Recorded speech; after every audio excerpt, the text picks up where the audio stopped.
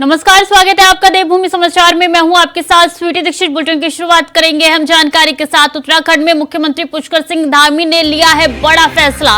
धामी सरकार ने राज्य में 4 नए सैनिक स्कूल खोलने का फैसला लिया है। मुख्यमंत्री ने 5 केंद्रीय विद्यालय खोलने का भी फैसला लिया है। मुख्यमंत्री धामी ने इससे संबंधित अनुमोदन केंद्र सरकार को भेज दिया है और केंद्र सरकार द्वारा हरी झंडी दिखाए जाने के बाद शुरू हो जाएगा काम। तो मुख्यमंत्री ने अब ये ड्राफ्ट जो है केंद्र सरकार को भेज दिया। इंतजार है केंद्र सरकार की अनुमति का और जैसे ही केंद्र सरकार हरी झंडी दिखाएगी काम इसमें लग जाएगा और ये स्कूल जल्दी बनने शुरू हो जाएंगे। तो केंद्र सरकार द्वारा जो हरी झंडी दिखाने जाने के बाद काम शुरू किया जाएगा। तो मुख्यमंत्री का यह अहम फैसला माना जा रहा है कि उत्तराखंड के मुख्यमंत्री पुष्कर सिंह धामी ने ये बड़ा फैसला लिया है। उत्तराखंड के बच्चों के लिहाज से ये महत्वपूर्ण फैसला हो जाता है। बता दें धामी सरकार ने राज्य में 4 नए सैनिक स्कूल खोलने का फैसला लिया है, जो कि काफी महत्वपूर्ण फैसला माना जा रहा है। मुख्यमंत्री ने 5 केंद्रीय विद्यालय खोलने का भी फैसला लिया है।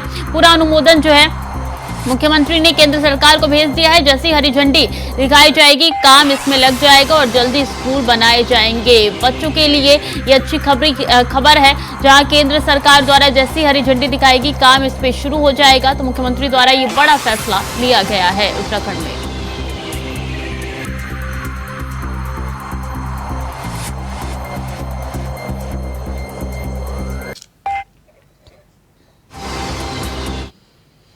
और मुख्यमंत्री पुष्कर सिंह धामी का लंदन प्रवास रंग ला रहा है। ग्लोबल इन्वेस्टर समिट हेतु लंदन में उनकी विदेशी औद्योगिक घरानों के साथ आयोजित बैठकें सफल रही और लंदन में औद्योगिक जगत में उत्तराखंड सुरक्षित निवेश की संभावनाओं के रूप में उभरा है। राज्य में औद्योगिक निवेश के लिए मुख्यमंत्री जी ने रोड शो के प्रतिभाग करते हुए लंदन के कई प्रमुख बिजनेस हाउसेस के साथ बैठक की। इस दौरान मुख्यमंत्री पुष्कर सिंह धामी की उपस्थिति में अलग अलग कंपनियों के साथ 4800 करोड़ के इन्वेस्टमेंट एमओयू साइन कर रही है और औद्योगिक समूह का ये जेट जो है एक साथ अलग अलग एमओयू में 3800 करोड़ एवं उषा ब्रेको के साथ 1000 करोड़ रुपए के इन्वेस्टमेंट के एमओयू साइन किए गए हैं। इसी खबर पे ज्यादा जानकारी के साथ अभी कैंचुरा जुड़ चुके हैं। अभी देखिए एक के बाद एक एमओयू साइन हो रही है, जो कि उत्तराखंड के लिहाज से खुशखबरी है। जी बिल्कुल, ये कह सकते हैं कि मुख्यमंत्री पुष्कर सिंह धामी लंदन में भी उत्तराखंड के निवेश के लिए जो अपना दौरा कर रहे हैं उसमें बड़ी सफलता हासिल कर रहे हैं।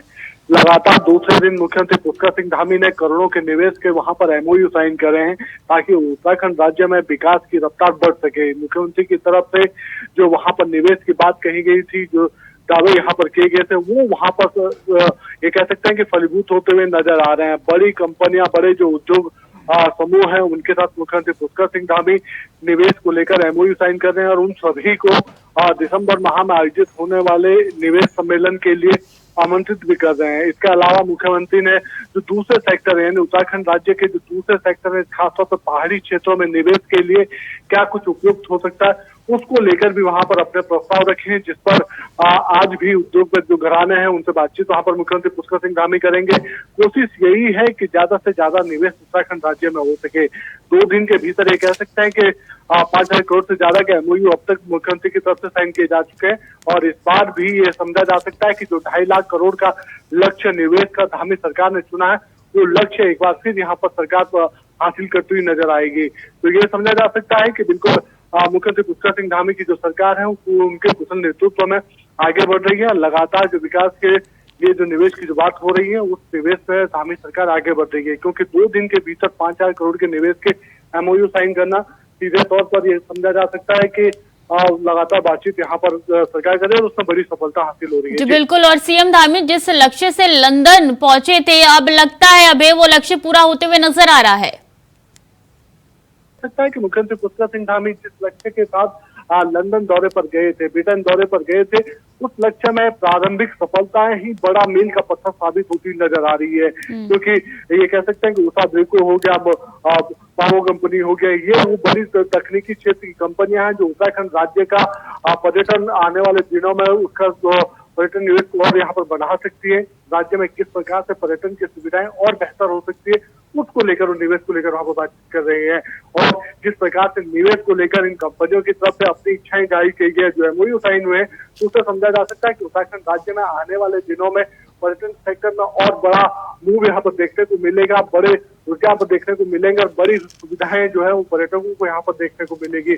और उत्तराखंड राज्य का जो पर्यटन सेक्टर है और मजबूत होता हुआ नजर आएगा। और वैसे भी उत्तराखंड राज्य के लिए पर्यटन सेक्टर हमेशा ही एक आर्थिकी की रीढ़ कहा जा सकता है, क्योंकि उत्तराखंड राज्य में जिस प्रकार से पर्यटन है और उस पर्यटन सुविधाओं को और विकसित करने का काम धामी सरकार कर रही है, वैसे में समझा जा सकता है कि इस इन्वेस्टर समिट पर उत्तराखंड राज्य का जो पर्यटन उद्योग है और मजबूत होगा। और एक बार फिर उत्तराखंड राज्य का जो पर्यटन उसके जरिए उत्तराखंड विश्व भर में अपनी देश भर में अपनी नई पहचान के साथ आगे बढ़ेगा। जी, पर्यटक सेक्टर तो मजबूत होगा ही, लेकिन उत्तराखंड में चौतरफा विकास भी होगा और इसके साथ साथ रोजगार भी वहां के लोगों को मिलेंगे, जो कि बड़ी कामयाबी मानी जाएगी उत्तराखंड के लिए। जी बिल्कुल, ये समझा जा सकता है कि अगर पर्यटन सेक्टर मजबूत हो रहा है, पर्यटन सेक्टर से जुड़े हुए जो लोग हैं वहाँ पे रोजगार के अवसर और भी ज्यादा अधिक प्रदान होते हुए नजर आएंगे। राज्य का जो युवा है वो बाहर जाने के बजाय अपने गृह क्षेत्र में, अपने राज्य के भीतर ही अपने लिए रोजगार की जो संभावना है उन संभावनाओं को और जो तलाशता और मजबूत करता हुआ नजर आएगा। विभिन्न जो सेक्टर्स हैं, यानी ये कह सकते हैं कि उत्तराखंड राज्य के जो पहाड़ी क्षेत्रों में जो नैसर्गिक सौंदर्य है, आयुष के जो क्षेत्र है, वेलनेस के क्षेत्र है, उन जगहों पर भी ये कह सकते हैं कि जिस प्रकार से निवेश की संभावना है वहां पर भी सरकार उनके लिए पर्याप्त साधन यहाँ पर देने का काम कर रही है, ताकि उत्तराखंड राज्य में चौतरफा विकास हो सके, लोग मजबूत हो सके और उनकी आर्थिकी दुगनी यहाँ पर हो सके। ये समझा जा सकता है कि धामी सरकार अपने लक्ष्यों की दिशा में आगे बढ़ रही है। 2025 तक उत्तराखंड राज्य को जो सशक्त राज्य बनाने का बीड़ा धामी सरकार ने उठाया, उस बीड़े को कैसा पूरा करना है उसकी झलक इस ब्रिटेन दौरे के दौरान देखने को मिल रही है। क्योंकि तो अपने ये कह सकते हैं कि सिर्फ कुछ ही समय में, जिस प्रकार से चुनिंदा समय यहाँ पर मुख्यमंत्री पुष्कर सिंह धामी को ब्रिटेन दौरे के दौरान मिला था, सिर्फ 2-3 दिनों के भीतर ही उन्होंने करिश्मा करने का काम वहां पर किया। बड़े जो उद्योग समूह हैं उनके एमओयू साइन करके राज्य में निवेश किस प्रकार से लाया जा सकता है उसको लेकर जी बिल्कुल अभय, और यही जो है लगातार उत्तराखंड को आगे ले जाएगा, अग्रसर होगा विकास के पथ पर। बहुत बहुत शुक्रिया आपका तमाम जानकारियों के लिए। तो सीएम धामी का लंदन दौरा है और एक के बाद एक एमओयू साइन हो रहे हैं, जो कि उत्तराखंड के लिहाज से काफी बड़ा एमओयू है और निवेश में भी काफी मदद मिल रही है। खबरों में आगे बढ़ेंगे। अपर मुख्य सचिव राधा रतूड़ी की अधिकारियों को समीक्षा बैठकों के निर्देश के क्रियान्वयन में पत्राचार के औपचारिकता से आगे बढ़कर कार्यों को पूरा करने के लिए डेडलाइन निर्धारित करने की हिदायत दी गई है। उन्होंने कहा है कि अधिकारी मुख्यमंत्री के विजन के अनुरूप अपने कार्यों की ऑनरशिप ले। बता दें कि अपर मुख्य सचिव श्रीमती राधा रतूड़ी ने मुख्यमंत्री की अध्यक्षता में हुई विधानसभा क्षेत्रों के विकास कार्यों की समीक्षा बैठकों में दिए गए निर्देशों के क्रियान्वयन की समीक्षा की। एसीएस ने सांस्कृतिक एवं धर्मस्व विभाग, उच्च शिक्षा विभाग, प्रविधिक शिक्षा विभाग, तकनीकी शिक्षा विभाग, खेल विभाग, पर्यटन विभाग, राजस्व विभाग, गृह विभाग, ऊर्जा विभाग, ग्राम्य विकास विभाग, आपदा प्रबंधन विभाग, सूचना और प्रौद्योगिकी विभाग तथा वो एक वन एवं पर्यावरण विभाग के कार्यों की प्रगति की समीक्षा की। उन्होंने वन और अन्य संबंधित विभागों को राज्य में वन गुजरों, बॉक्सा जनजाति तथा अन्य गुमंतु जनजातियों के लिए भी फैसला लिया। और देहरादून मुख्य सचिव डॉक्टर एस संधू ने सचिवालय में वर्षा जल संग्रहण के संबंध में अधिकारियों के साथ बैठक की, जिसमें पानी की समस्या और वर्षा जल संरक्षण को लेकर चर्चा की गई, जिसके तहत रिवर और स्प्रिंग रेजुनेशन के लिए अथॉरिटी और एजेंसी को अधिक संख्या में चेक डैम तैयार किए जाने के निर्देश दिए गए। साथ ही मुख्य सचिव ने कहा है कि वर्षा जल को चेक डैम आदि के माध्यम से रोककर जल संग्रहण किया जाए।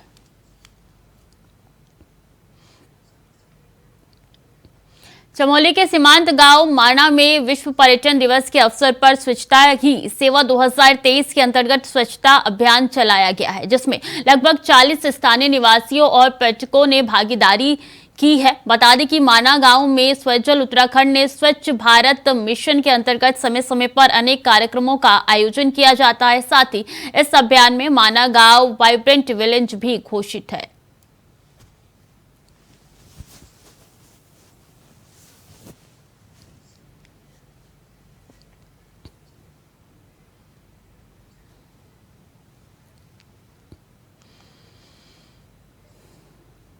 और इस वक्त की अहम जानकारी, जोशीमठ में लगातार जारी है भू धसाव। लोग पलायन करने के लिए मजबूर हो चुके हैं। वैज्ञानिकों की टीम लगातार कर रही है सर्वेक्षण। भू धसाव दिसंबर 2022 से जनवरी 2023 के बीच में हुआ था। अब एक बार फिर से भू धसाव की खबरें निकल के सामने आ रही है। अभी भी वहां के लोग पलायन कर रहे हैं। पिछले दिनों की तस्वीर भी आप तक पहुंचाई थी कि इस तरीके से लोग पलायन करने पर मजबूर थे। उनका धरोहर, उनका घर, सब कुछ धसाव के कारण बिखरता हुआ नजर आ रहा था और टूटते हुए नजर आ रहा था। अब देखिए एक बार फिर से धसाव की एक खबर निकल के सामने आ रही है। दिसंबर 2022 से जनवरी 2023 तक धसाव की सूचना निकल के सामने आई थी और लगातार वहां पे फॉरेंसिक की टीम पहुंच रही है। कारण पता लगाने के लिए वैज्ञानिक पहुंच रही हैं और अभी भी लोगों का पलायन जारी है। भू धसाव लगातार हो रहा है जोशीमठ में।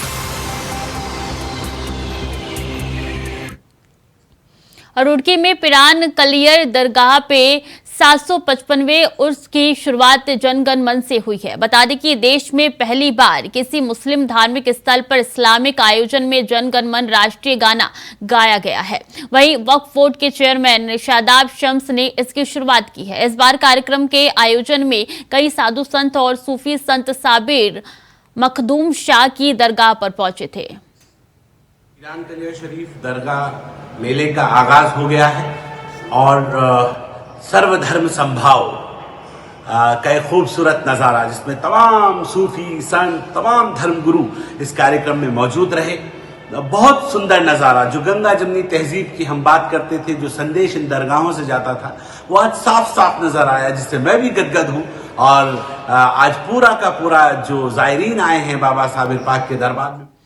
प्रदेश के कई जिलों के साथ साथ राजधानी देहरादून में डेंगू के मामले थमने का नाम नहीं ले रहे हैं। देहरादून में डेंगू मरीजों की संख्या 800 के पार पहुंच चुकी है। हालांकि सैकड़ों मरीज ठीक भी हो चुके हैं। वहीं डेंगू की रोकथाम के लिए स्वास्थ्य विभाग और नगर निगम लगातार अभियान चला रहा है, लेकिन जिस तरीके से अस्पतालों में मरीज पहुंच रहे हैं, उससे कहीं ना कहीं स्वास्थ्य विभाग की चिंताएं भी बढ़नी लाजमी है। जानकारी देते हुए बता दें कि मुख्य चिकित्सा अधिकारी संजय जैन ने कहा है कि इन दोनों अस्पतालों में वायरल फीवर के मरीज भी पहुंच रहे हैं। साथ ही ऐसे भी मरीज अस्पतालों में भर्ती है जिनका एलाइसा टेस्ट नेगेटिव है, लेकिन उनके प्लेटलेट्स डाउन जा रही हैं। काफी बड़ी संख्या में वायरल फीवर के मरीज भी हमारे सामने आ रहे हैं, अस्पतालों में आ रहे हैं। उनके सिम्टम और डेंगू के सिम्टम करीब करीब बराबर हैं, लेकिन देखने में ये आ रहा है कि जिनको डेंगू निगेटिव आ रहा है उन लोगों की भी प्लेटलेट्स कम हो जा रही हैं। तो लोगों में एक पैनिक हो रहा है, उन सभी मरीजों को डेंगू करके प्रेजेंट किया जा रहा है। ऐसा नहीं है, डेंगू तो हम उसी को पॉजिटिव मानते हैं जो एलाइजा टेस्ट में पॉजिटिव आ जाता है। तो काफ़ी बड़ी संख्या में डेंगू निगेटिव मरीजों में भी प्लेटलेट्स हो रही हैं। तो मेरी पहले भी मैंने अपील की थी कि जिनकी 20,000 से कम प्लेटलेट्स हैं और जिनमें कुछ गंभीर सिम्टम आ रहे हैं, तो एक डॉक्टर की सलाह लेके ही तभी अस्पताल में लोग भर्ती हों। और देहरादून में डेंगू का प्रकोप लगातार बढ़ता जा रहा है। बताती कि नगर निगम की टीम की ओर से शहर के कई स्कूलों, प्रतिष्ठानों और घरों में डेंगू के पनपने वाले लार्वा का निरीक्षण किया जा रहा है। वहीं डेंगू का लार्वा नष्ट करते हुए चालानी कार्रवाई की जा रही है। वहीं कांग्रेस के वरिष्ठ नेता श्रीकांत दसमाना ने डेंगू पर नगर निगम और स्वास्थ्य विभाग की तैयारी पर सवाल खड़े करते हुए कहा है कि डेंगू के कारण लगातार मौत के मामले बढ़ रहे हैं। वहीं नगर निगम सिर्फ घर और स्कूल जाकर चालान काटने का काम कर रही है।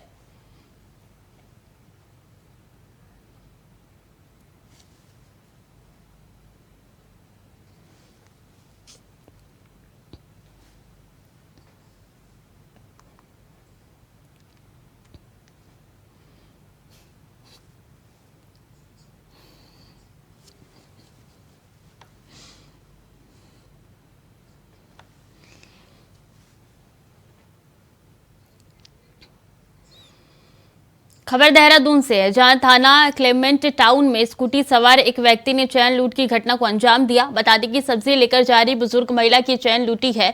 वहीं घटना के संबंध में थाना क्लेमेंट टाउन में महिला ने एक तहरीर दी है, जिस पर पुलिस ने तुरंत कार्रवाई करते हुए अलग अलग टीमों का गठन किया। साथ ही मुखबिर की सूचना पर घटना में संलिप्त अभियुक्त मुदस्सर को टर्नर रोड से गिरफ्तार कर लिया है। अभियुक्त के पास से घटना में लूटी गई चैन और घटना में प्रयोग की गई स्कूटी भी बरामद की है पुलिस ने।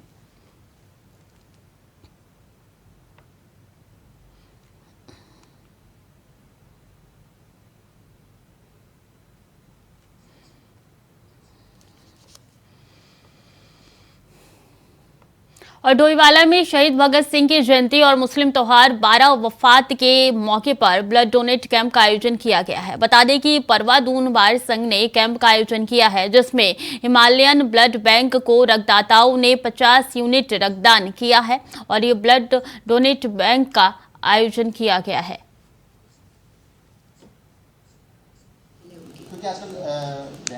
बार एसोसिएशन के द्वारा एक अच्छी पहल है कि जितने भी हमारे लॉयर्स हैं और बाकी अन्य लोग भी हैं, सब ब्लड डोनेट कर रहे हैं, तो ये काफ़ी अच्छी पहल है उनकी। क्योंकि आजकल डेंगू का खूब ज़्यादा है, ऐसे में खूब जा चुका है, तो ये जरूरी से। हाँ बिल्कुल बिल्कुल, हमारे यहाँ वैसे भी ब्लड बैंक्स में ब्लड काफ़ी अवेलेबल है, प्लेटलेट्स भी अवेलेबल हैं, बट जितने भी लोग डोनेट कर पाए अपने स्तर पे, उससे हमारा ब्लड सप्लाई और प्लेटलेट सप्लाई प्रॉपर रहती है ब्लड बैंक में, तो एक सभी की तरफ से एक अच्छी पहल है। हमारे परिवार दूरबार एसोसिएशन के जो एक साथी हैं साकिर हुसैन, वो निरंतर जहाँ भी बार के सदस्य को या शहर में किसी भी सदस्य को ब्लड की जरूरत पड़ती है, हमेशा बढ़ चढ़ कर आगे कदम बढ़ाते हैं। उन्होंने इससे पूर्व भी यहाँ पर एक ब्लड कैंप लगवाया था, जिसमें लगभग 50 लोगों ने अपना रक्तदान का काम किया था। आज भगत सिंह की जन्म दिवस के अवसर पर पुनः एक मदद जो ग्रुप है उसने परवादून बार एसोसिएशन के साथ मिलकर आज पुनः रक्तदान का यह अवसर पर यह रक्तदान का एक शपथ ली है। हमारा सबसे पहला जो मकसद है वो लोगों को समय से रक्तदान मुहैया जो कराना है, वो हमारा मेन मकसद है। आज के टाइम में मैंने खुद जाकर के देखा है लोगों को कितनी ब्लड की, कितनी प्लाज्मा की, प्लेटलेट्स की ज़रूरत है। लोग पर पैसे देकर भी लोगों को खून नहीं मिल पा रहा है, उनके पास डोनर्स नहीं है। तो हमने इसी मुहिम को आगे बढ़ाते हुए आज एक संकल्प हमने ये लिया है कि किसी भी व्यक्ति को ब्लड की आवश्यकता हो तो वो हमसे संपर्क कर सकता है, और कभी भी इन फ्यूचर यहाँ नहीं पूरे शहर में अगर आपको कहीं भी ज़रूरत है तो हम आपके लिए आपकी मदद के लिए। पर्यटन नगरी रानीखेत में श्री नंदा सुनंदा महोत्सव की धूम है। इस बीच महोत्सव के अंतिम दिन पर देवी नंदा सुनंदा का भक्तिपूर्वक डोली उठाई गई, जिसके साथ नगर में शोभा यात्रा निकाली गई, जहां महिलाएं कुमाऊनी परिधान में जोड़े में और माता के भजनों के साथ चल रही थी। यात्रा में रानीखेत के विधायक डॉक्टर प्रमोद नैनवाल भी मौजूद रहे, जहां उन्होंने डोली को कंधा लगाया।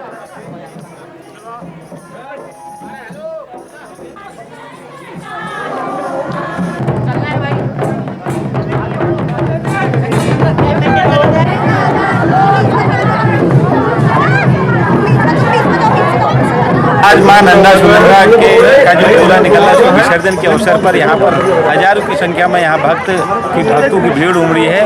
इसी में हम इस डोले में शामिल होने के लिए आए हैं। सभी क्षेत्रवासियों को, रानीखेत वासियों को बहुत बहुत शुभकामनाएं, बहुत बहुत बधाई। हरिद्वार में बेलडा प्रकरण में रविदास घाट पर धरना चल रहा है, जिससे सरकार पर वादा खिलाफी का आरोप लगाए जा रहे हैं, जिसमें डाम कोटी पर अनुसूचित आयोग के अध्यक्ष मुकेश कुमार ने प्रेस कॉन्फ्रेंस की और आयोग का पक्ष रखा है। बता दें कि अध्यक्ष ने कहा है कि आयोग बना ही केवल अनुसूचित जाति के लोगों की मदद के लिए है, और कहा कि दलित समाज में हमदर्दी रखकर पीड़ित परिवार की हर संभव मदद करने का प्रयास किया है, लेकिन कुछ 4 से 5 व्यक्ति है जो पीड़ित परिवार का भला नहीं चाहते हैं, जो इसमें राजनीति कर रहे हैं। साथ ही कहा है कि उन व्यक्तियों ने पीड़ित परिवार को गुमराह किया जा रहा है। डिमांड रखी गई थी वो सब मान ली गई थी, और उसमें कुछ मांगों पर सहमति हुई थी, और कुछ को महासंघ ने कहा था कि चलिए हम, क्योंकि सारी मांगें नहीं मानी गई थी। उसमें जैसे 50 लाख वाली डिमांड वाला था, उसमें माननीय मुख्यमंत्री जी ने कहा था कि जो भी जांच रिपोर्ट के बाद डेथ का कारण होगा उसके हिसाब से हम मुआवजा दे देंगे, और नौकरी दोनों को हमने दे दी गई थी। और अब कुछ लोग नहीं चाहते, जो पीड़ित परिवार उसका आगे भला हो, और वो आगे बच्चों की एजुकेशन तक का हमने कर दिया था, उनके आवास तक के लिए हम कर रहे थे सरकार।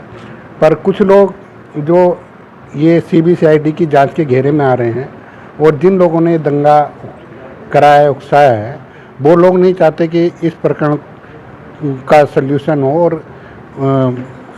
इन लोगों को आर्थिक सहायता या वो चीज़ मिले। और हरिद्वार रुड़की विकास प्राधिकरण का अवैध कॉलोनी के खिलाफ अभियान लगातार जारी है। इस अभियान के तहत प्राधिकरण में 11 अवैध कॉलोनी को सील करने की कार्रवाई करने के साथ साथ 4 अवैध कॉलोनी के ध्वस्तीकरण की कार्रवाई की गई है। हरिद्वार रुड़की विकास प्राधिकरण द्वारा हरिद्वार के नूरपुर पंजनहेड़ी के भागीरथी विहार की 11 आवासीय अवैध कॉलोनी को सील किया गया है, जबकि रुड़की विकास क्षेत्र में अवैध रूप से बनी 4 अनाधिकृत आवासीय कॉलोनी पर बुलडोजर चलाया गया।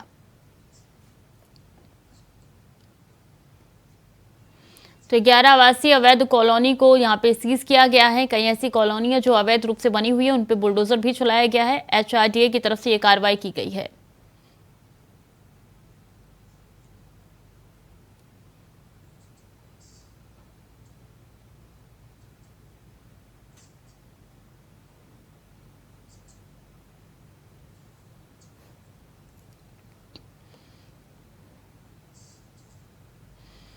खबर देहरादून से है, जहां बद्रीनाथ केदारनाथ मंदिर समिति के अध्यक्ष अजेंद्र अजय ने नई दिल्ली में केंद्रीय वित्त मंत्री निर्मला सीतारमण से मुलाकात की है। बता दें कि उन्होंने वित्त मंत्री से मंदिरों के सौंदर्यीकरण और ढांचागत विकास के कार्यों को कॉर्पोरेट सोशल स्पेशलिटी के माध्यम से कराने का अनुरोध किया है। वहीं बद्रीनाथ और केदारनाथ में पुनर्निर्माण कार्य चल रहा है, जिसमें केदारनाथ के शीतकालीन पूजा स्थल ऊखीमठ के ओंकारेश्वर मंदिर के विस्तारीकरण और सौंदर्यीकरण का कार्य भी शुरू कर दिया गया है। तो केंद्रीय मंत्री से मुलाकात की है यहाँ पे अजेंद्र ने और कहा है कि सौंदर्यीकरण यहाँ पे जरूरी है। विस्तारीकरण का कार्य भी शुरू करने के लिए उन्होंने यहाँ पे केंद्रीय वित्त मंत्री से मुलाकात करके कहा है। दिल्ली में ये मुलाकात हुई है और BKTC के अध्यक्ष की मुलाकात काफी अहम मानी जा रही है, क्योंकि इसके मद्देनजर जो 4 धाम में जो भी काम बाकी है उनको पूरा किया जा सकता है।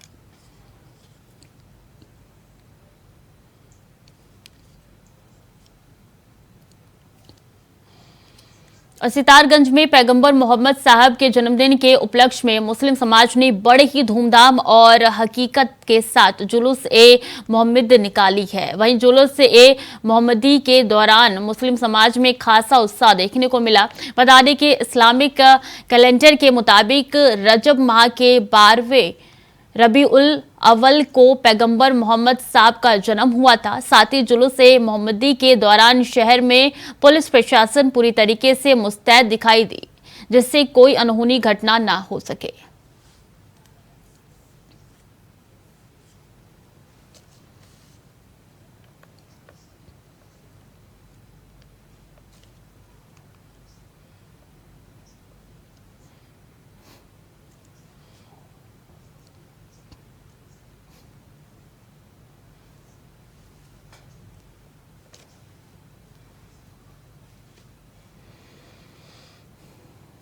और टनकपुर चंपावत NH पर 8वीं मील के पास गुलदार की दहशत बरकरार है। क्षेत्र में सक्रिय गुलदार ने बाइक सवार दंपति पर हमला कर उन्हें घायल कर दिया। गनीमत रही कि हमले में वो बाल-बाल बच गए। घायल महिला BDC सदस्य है। घायलों को अस्पताल में भर्ती कराया गया है, जहां उनका इलाज जारी है। जिला पंचायत उपाध्यक्ष LM कुंवर ने बताया कि पीछे से वाहन आ गया, जिस कारण गुलदार भाग गया और दोनों की जान बच पाई, वरना गंभीर हादसा हो सकता था। बता दें कि राहगीरों ने प्रशासन वन विभाग से गुलदार को पकड़ने की मांग की है। DM चंपावत नवनीत पांडे ने कहा है कि गुलदार को पकड़ने के लिए वन विभाग को निर्देशित कर दिया गया है।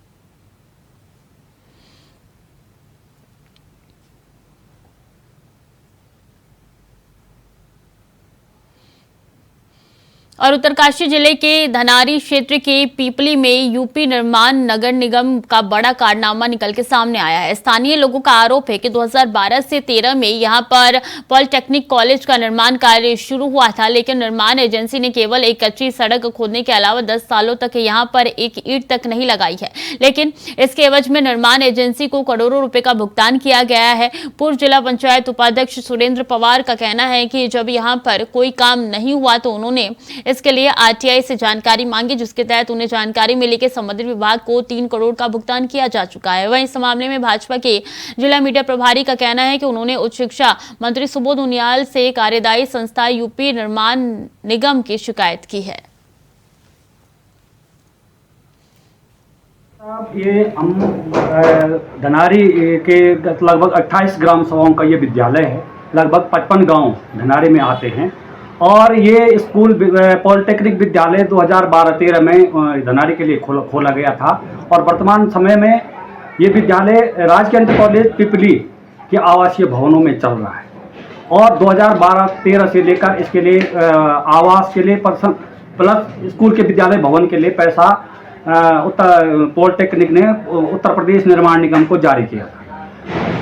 जब इन्होंने वहाँ पे कुछ काम नहीं किया, एक कच्ची सड़क बनाई, तो कई दिनों के बाद जब हमें लगा कि यहाँ पे कोई निर्माण कार्य नहीं हो रहा, तो मैंने सूचना के अधिकार के तहत प्रधानाचार्य राजकीय पॉलिटेक्निक पिपली से मांगा था कि भाई क्या मामला है, इनको पैसा कितना जारी हुआ कितना, तो उन्होंने और सूचना के अधिकार के तहत में हमें ये ज्ञात हुआ है कि उन्होंने लगभग 200 लाख एक और 1.5 करोड़ रुपए लगभग एक उनको जारी कर दिया है और इसके बावजूद भी वहाँ पर निर्माण निगम ने कोई कार्य आज तक नहीं किया है। वहाँ पे धरातल पे अभी तक कुछ एक कच्ची सड़क उन्होंने बनाई, प्लेन्थ बना दी, उसके बाद इन्होंने वहाँ से अपनी निर्माण सामग्री हटा दी। डोईवाला के शहीद दुर्गा माल के राजकीय महाविद्यालय में आर्ट फैकल्टी में लंबे समय से शिक्षकों की कमी से छात्र परेशान है, जिसको लेकर बुधवार को छात्र संगठन NSUI के बैनर तले एकत्रित हुए और फिर डोईवाला के उपजिला अधिकारियों के दरबार में अपनी फरियाद लेकर पहुंचे। उस दौरान छात्राओं ने उपजिला अधिकारी राज्यपाल कुलदाधिपति को श्री देव सुमन यूनिवर्सिटी के नाम ज्ञापन सौंपा।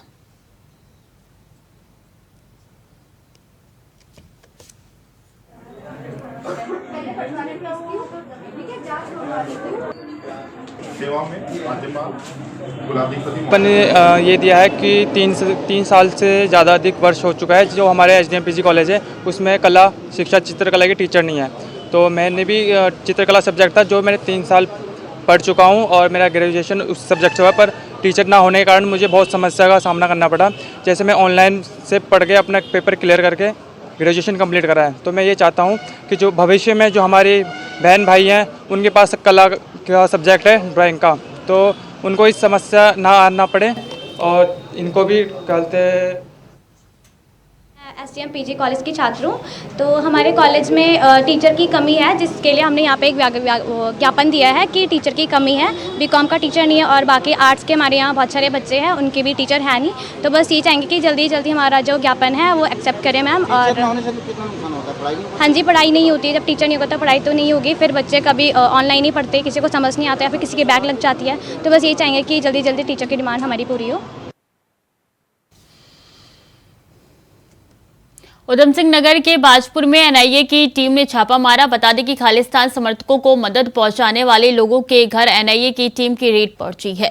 बाजपुर के ग्राम नसारा में शकील अहमद के घर पर छापा मारा गया। शकील अहमद बाजपुर में एक गन हाउस चलाता था। दुकान खालिस्तान समर्थकों को अवैध तरीके से असला सप्लाई करता था। शकील अहमद से NIA की टीम पूछताछ कर रही है।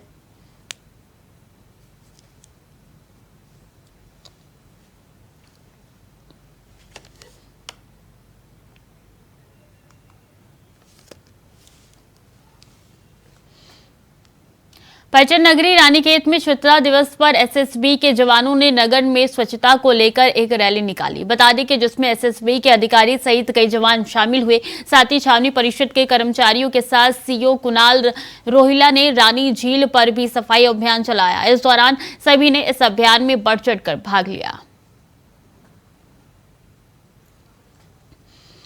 तो फिलहाल के लिए देवभूमि समाचार में इतना ही। खबरें लगातार जारी है, देखते रहिए इंडिया वॉइस।